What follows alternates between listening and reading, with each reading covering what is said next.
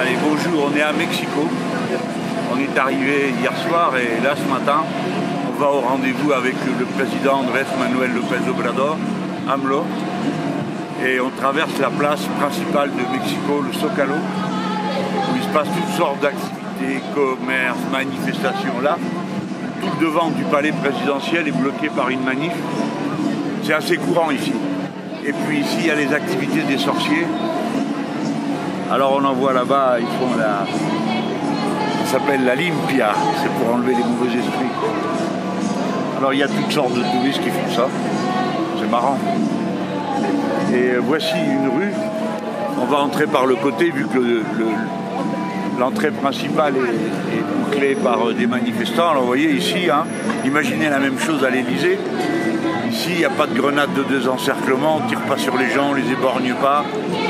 Et ils sont plantés devant le palais, hein, pas 200 mètres, non, devant la porte et la porte.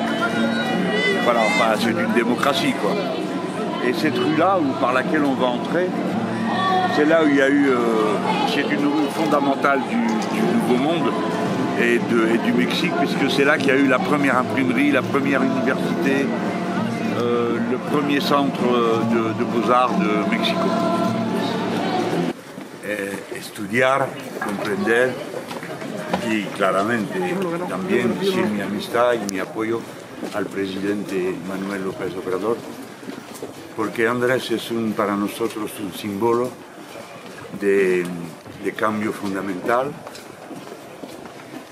por vía democrática y con una voluntad de rebajar el nivel de conflictualidad para que la transformación sea hecha. De este lado, por favor. Gracias. Oye, pasa con, o sea, tienes asistentes y fotógrafos. Tu vois là, regarde le symbole. C'est le Mexique avec un guerrier indien, on peut supposer que c'est Montezuma. No, et ici, voici le conquistador espagnol. El asistente pasa, es que no sé quién era la... Je suppose que c'est un symbole qui serait discuté. El gobierno estaba hecho para facilitar el robo, el saqueo, no para ayudar a la gente. Yo pienso que lo más importante, ¿no?, de todo, cuando uno lucha por los cambios, por la transformación, es la perseverancia. O sea, no rendirnos, porque la gente al final termina por comprender, ¿no?, que hace falta un cambio con dimensión social. El político europeo más inteligente, Qué bueno. más preparado. Porque yo soy amlotista, entonces. Amlotista. Une murale absolument magnifique. Regarde, tu vois là-bas les cris de l'église en train de faire le garrote-ville, c'est l'étranglement, tu vois le truc de fer. Et en bas, tu as la conquête, tu vois. Elle est magnifique cette murale. On vient de sortir du palais présidentiel, on y est resté quand même 2 heures à ce rendez-vous avec Andrés Manuel López Obrador. Et la discussion a été à feu roulant tout le long. Il a évoqué devant nous la place centrale de la question de la lutte contre la corruption pour renouveler la politique au Mexique. Et bon, l'idée qu'on ne se faisait pas, c'est l'ampleur du vol qui était réalisé ici. Par exemple, tout le long des pipelines, il y avait des pipelines perforées avec des déviations privées qui volaient des milliards de dollars chaque année. Donc ces sommes qui maintenant sont récupérées, celles-là et d'autres que je n'énumère pas, servent à financer des très ambitieux programmes sociaux. Alors ici, ils le doublent de ce qu'ils appellent l'austérité, qui est, bon, AMLO s'est dépêché de nous dire que ça n'a pas le même sens que chez vous. L'austérité, ça veut dire faire que l'État gaspille moins au sens de ces pillages qui avaient lieu, de gens qui ne payent pas leurs impôts, des plus grandes sociétés du pays qui avaient un accord secret pour ne pas payer d'impôts ou payer moins d'impôts un petit peu à la sauce du Luxembourg. La discussion a donc roulé sur ces méthodes qui vont permettre de financer la nouvelle politique. Et puis ensuite, elle est venue sur le fait politique que représente qu'il appelle la 4e transformation, mais qui aura démarré par la vague dégagiste la plus ample qu'on ait jamais vue dans l'histoire de ce pays et peut-être dans tout le monde des démocraties de l'Ouest. Parce que tous les dirigeants de tous les partis ont été liquidés en une seule journée de vote. Ce qui est frappant, c'est à la fois l'ampleur de la vague et le fait que ça touche tous les partis et que ça passe par un vote. Donc on a ici un exemple concret de révolution citoyenne qui, dans sa première phase destituante, règle toute la question par les voies électorales. Et maintenant, dans la phase constituante, où il s'agit d'installer, d'inventer, d'instaurer un nouveau Mexique par d'autres méthodes de travail, d'autres méthodes de gouvernement et d'autres priorités. Alors nous, ça peut nous paraître étrange, mais ici, le simple fait de s'occuper des gens passe pour quelque chose de radicalement nouveau. C'est donc une politique de partage des richesses. Voilà de quoi nous avons parlé, ainsi que des racines profondes et historiques des deux camps qui séparent la société, les partisans de l'ordre établi et des hiérarchies sociales, et de l'autre côté, ceux qui veulent que tout ça change pour que le plus grand nombre, non seulement ait sa part de pouvoir, mais aussi sa part de richesse. Voilà, c'était une rencontre extrêmement émouvante parce que cet homme est hors du commun, du fait des responsabilités qu'il exerce, de la façon avec laquelle il a été élu, comme je viens de le dire, dès le premier tour et avec 54% des voix, et de la force du projet qu'il porte, qu'il assimile à une 4e transformation de son pays, après les 3 précédentes qui étaient des transformations historiques du Mexique. J'espère que tout ça donne à penser. En tout cas, moi, ça m'a beaucoup fait réfléchir et lui-même m'a appelé personnellement à rester persévérant et à ne renoncer jamais à rien, m'a-t-il dit. Parce que peu importe ce qu'on dit de toi, m'a-t-il dit, ce qui compte, c'est que ce que toi, tu peux apporter. Voilà, bon, ce sont des paroles qui m'ont donné du courage. À bientôt. Alors, on vient d'arriver à l'Assemblée, on est dans l'ascenseur. On va rencontrer mon homologue, ici il appelle coordinateur du groupe des députés Morena. Tu vois, regarde là, on voit le drapeau et Morena. Bonjour. Buenos días. Buenos días. Bonjour. Hola, Bonjour, monsieur. Hola, buenos días. Muy bien. Hola, buen día. Buen día. ¿Cómo están? Hola. Hola, muy buen día. Y ahí se ven. Ah, aquí está. Ça, c'est Benito Juárez aussi. Sí, es correcto. Benito Juárez. Mira, ¡wow! El grupo parlamentario. Es el grupo parlamentario. Mira quién está ahí. Alors, c'est une figure centrale du Mexique moderne qui instaure l'État laïque, la République, sous sa forme qui ensuite va devenir définitive. Et puis c'est lui qui organise la résistance à l'invasion organisée par Napoléon III, qui va se fracasser à Puebla, où Victor Hugo intervient dans la bataille et se prononce pour la résistance opiniâtre. Et ils disent « Jetez-lui au front à Napoléon III la pierre de la liberté ». Voilà, enfin c'est eux qui ont gagné. Tant mieux, hein, c'est ce qu'il fallait. C'est ce qu'il fallait, mais bon, moi, c'est dommage parce que c'est une tâche dans notre histoire, nous Français, parce que nous avons beaucoup de choses en commun avec le Mexique, l'esprit révolutionnaire, un indépendantisme total, et la laïcité de l'État, et la République, bien sûr. Donc ça fait beaucoup, c'est certainement le pays d'Amérique du Sud avec lequel nous avons le plus de points communs. Alors je dis Amérique du Sud, mais finalement c'est gênant parce que le Mexique fait partie de l'Amérique du Nord. Alors on devrait dire les Amériques, mais plus personne ne va rien y comprendre. Donc je dis Amérique du Sud parce que pour parler de, on va dire, la zone hispanophone. Mais même ça se discute parce que la zone hispanophone, elle monte assez haut dans les États-Unis d'Amérique pour la raison que les États-Unis d'Amérique ont confisqué la moitié du territoire du Mexique. Il faut bien se rendre compte que si déjà le pays est immense, il a 130 millions d'habitants, et puis le Mexique dans son ancienne définition, c'est l'immense territoire politique des Amériques. Bon, alors les Américains ont coupé ça en deux, les États-Unis. Donc plusieurs États des États-Unis sont en réalité des États mexicains peuplés d'une majorité d'hispanophones. C'est le cas de la Californie, de l'Utah, du Texas, tout ça, toute cette zone, la Californie, je l'ai dit. Voilà. Donc là, on est dans le bureau du président du groupe. Coordinateur. Et je l'attends et je vais faire le tour. On voit là-bas on voit là-bas évidemment Don Quichotte, qui est un personnage que je crois que la plupart d'entre nous mettent sur leur bureau.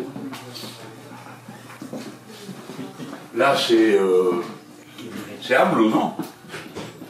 Sí, es AMLO. Qui est AMLO, non? Andrés Manuel. Qué bien. Y aquí, Benito Juárez de nuevo, ¿no? Así es. Sí. ¿Sí?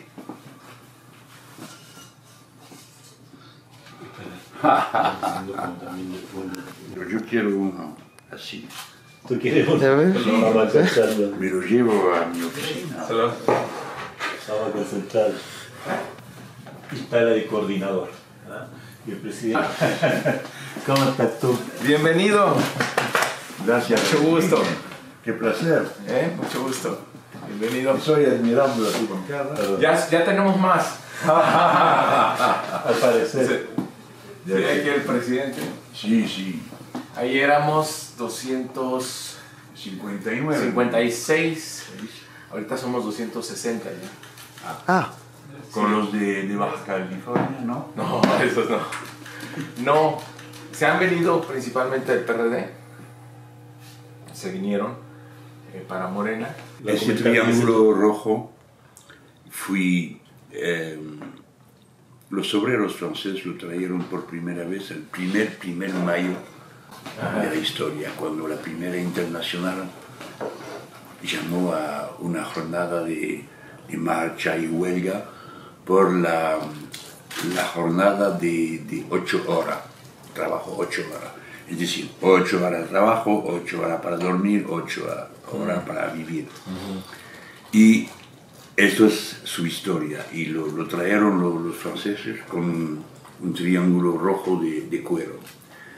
Y ocurrió que cuando los alemanes nos invadieron en forma nazi, ellos arrestaban a los comunistas, a los socialistas, a los sindicalistas y le ponían un triángulo rojo antes de matarlos y llevarlos a los campos de concentración. Para los homosexuales un triángulo rosa, los de derecho común un triángulo negro, y así seleccionaba a la gente. Y nosotros hemos decidido de traer de nuevo el triángulo para, como decirte, afirmar que nosotros somos estos, los herederos de esto, porque como tú lo sabes, somos confrontados a una ola de ultraderecha en Europa, muy peligrosa, y de esta manera afirmamos. Eso es, de una cierta manera, más importante esto que esto, porque esto es, la lucha sigue y en su forma la más... te lo doy por ello, como si tú seas una decoración. Pero ahí arriba... Je n'ai pas osé l'offrir à Andrés Manuel. ¿Ah, sí? No, es el presidente del país, hombre. Mais tu l'as offert là-bas à Paris. Oui, hein? Tu l'avais offert à Paris. À Paris, oui, à Paris, oui. ¿Cómo están las fotos? Sí, claro. Ah. Ahí está. Perfecto. Ça, c'est la presse avec laquelle ils ont imprimé la première constitution mexicaine. Ils ont gardé le... Alors ça, j'adore. Ça, j'adore. Constitución del 17. 1917. Et los Estados Unidos son mexicanos, parce qu'on oublie souvent ça, c'est les États-Unis du Mexique. Bonjour. Bonjour.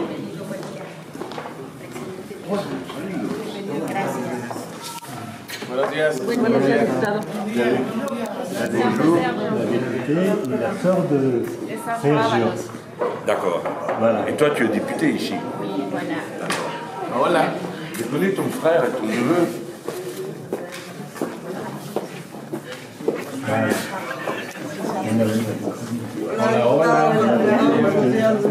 Bonjour.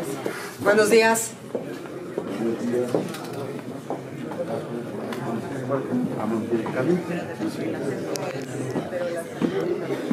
Bonjour. Colegas. Tenemos en Europa una situación de crisis, como lo digo, y os quiero dar una alerta. Nosotros vamos a trabajar, combatir siempre y renunciar nunca. Esto Andrés Manuel me hizo una vaccinación de nuevo, diciéndome tú tienes que ser permanente, tú tienes que nunca rendirse. Bueno, ok, vamos a hacerlo. Él conoce bien lo que es la amargura que podemos todos conocer cuando él baja. Tú te dedicas tu vida al combate y los por cual tú combates te dan las espaldas. No sé si era Santiago en mí, pero me hice una... Bien, ¿eh? ¿Ah? Sí, vitaminas.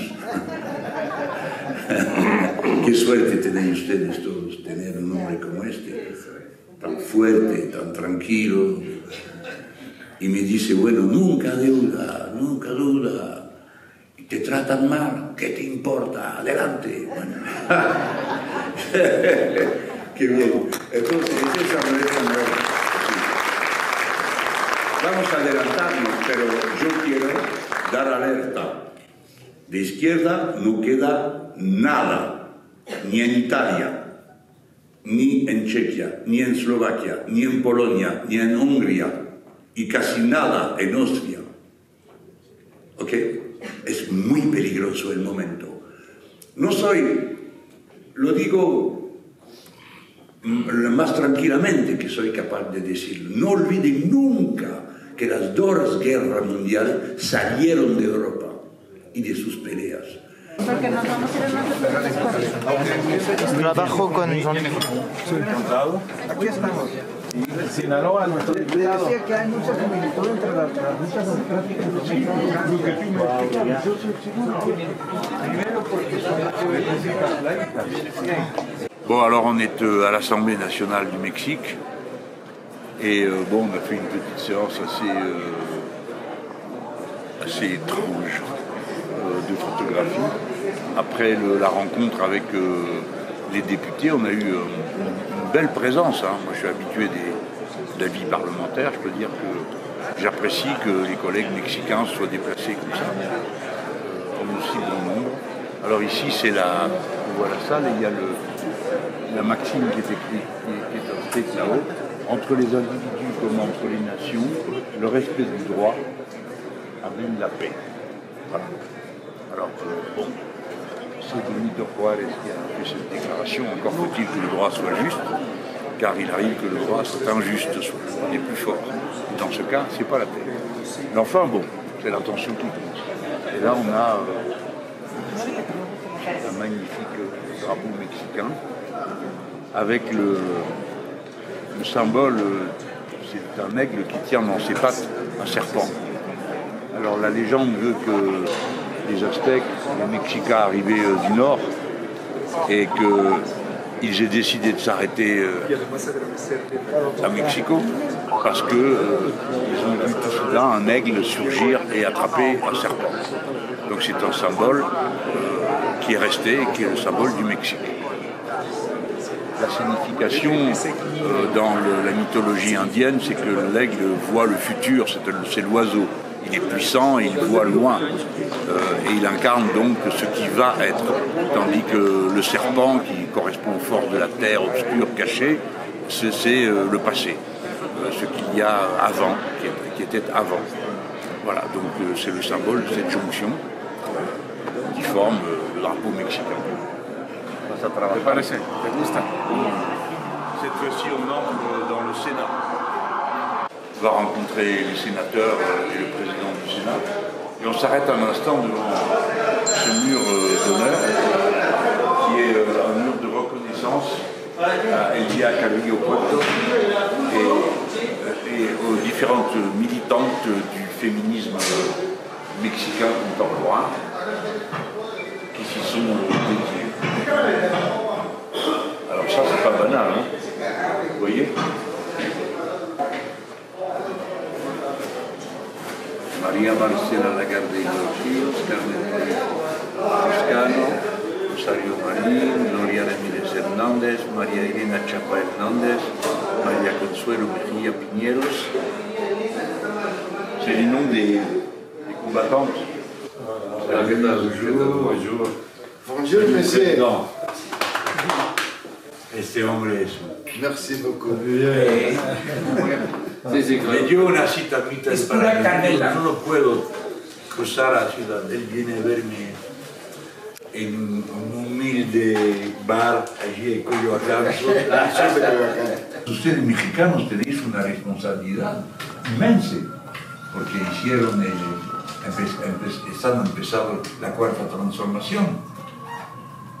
Eso no es una consigna de comunicación, es una política global y necesitamos vuestro éxito, porque si no, de nuevo van a decir, no se puede cambiar nada, usted lo ve así, hasta los mexicanos que intentaron, necesitamos ese éxito. Yo sé que es una responsabilidad más grande para ustedes. Alors là, on a fini le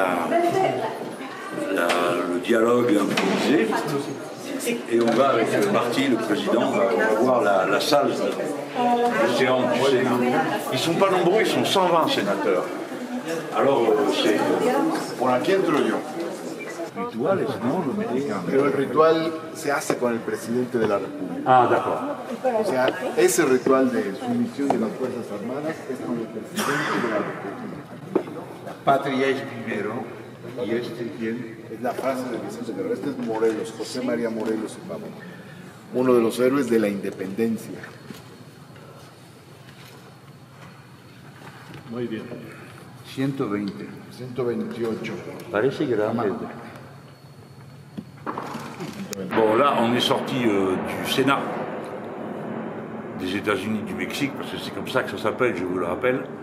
Et on va aller à une rencontre d'un type un peu particulier, puisque c'est une série de ministres et de personnalités qui ont des responsabilités dans des grands instituts nationaux, qui m'ont donné rendez-vous pour me connaître, pour connaître mon point de vue. Et moi, je suis très content de les rencontrer, notamment la ministre du Travail, parce que je vais me faire expliquer ce qu'a été la loi qu'ils viennent d'adopter sur le travail, qui est évidemment le contraire des lois Macron sur le travail, c'est une loi de protection des travailleurs, ici au Mexique, de droit d'organisation syndicale, enfin bref, tout ce que Macron détricote là-bas en France, ici ils sont en train de le tricoter, et donc ce sont des moments privilégiés pour moi que de bien mesurer de quelle façon les choses se passent. Il faut que je vous dise quand même qu'ici le salaire minimum a augmenté d'un coup de 16% sur décision de la présidence de la République et de la majorité parlementaire, parce qu'il avait été bloqué et donc avait reculé pendant 30 ans. Parce que le cauchemar néolibéral ici a duré 30 ans avec son cortège de privatisation, de corruption et de tout ce qu'on connaît qui est le lot commun de ce type de régime économique et politique. Cette fois-ci, on arrive au bout des obligations que j'ai prises ici à Mexico. Tout à l'heure, il y aura une conférence dialogue en public dans un lieu historique du débat politique à Mexico. Et puis avant ça, je fais une interview avec l'agence mexicaine de nouvelles, l'équivalent de l'AFP Région Mexico, ou du Mexique entier, j'ai pas très bien compris qui faisait quoi dans cette histoire.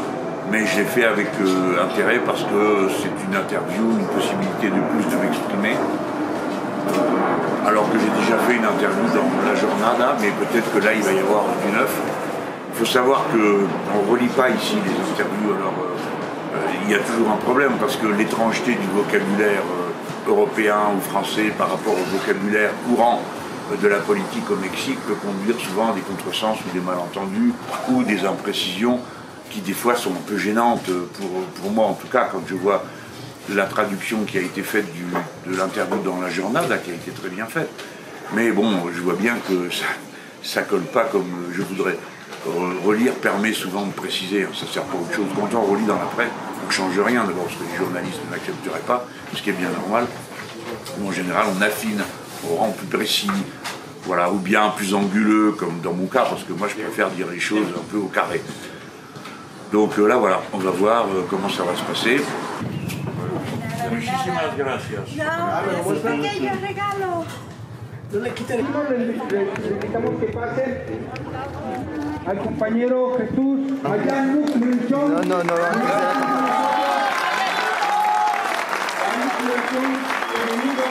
Bienvenido a México. Damos la bienvenida. Bienvenido a México.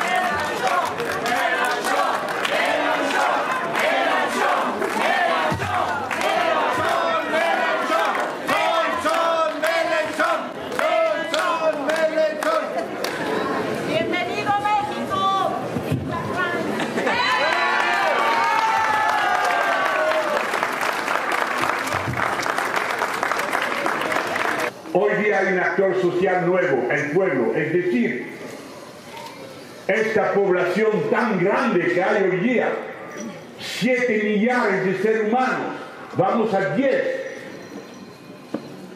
agrupados en las ciudades como México, la más grande de todas las Américas. El pueblo se define de una manera materialista, son toda la gente que necesitan acceder a las redes colectivas para sobrevivir. Y la forma de esta accesión define que sea un modo privado, un modo público, cambia todo como ustedes lo saben. Hay redes públicas que deben ser necesariamente colectivas, porque corresponde a derechos humanos fundamentales, por ejemplo, el agua. Eso es un bien común. Al 2% tú tienes sed, al 10% de vida, al 12% muerto. Eso no se puede negociar. El hecho que algunos sean discriminados por el precio del agua. Y de mismo con los otros redes, el aire es un bien común. Por eso que digo que tenemos la bandera del interés general humano, porque al final con el aire podrido y el agua sucia muere el hijo del rico como el hijo del pobre. Pero el rico es incapaz de parar la polución del aire, es incapaz de parar la propiedad privada del agua.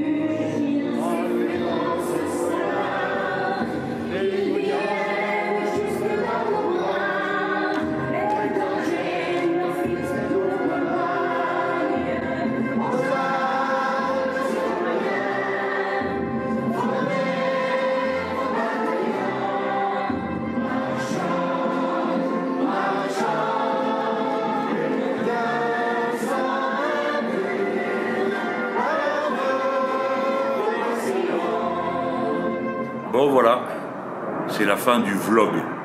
Vlog, c'est un blog en vidéo.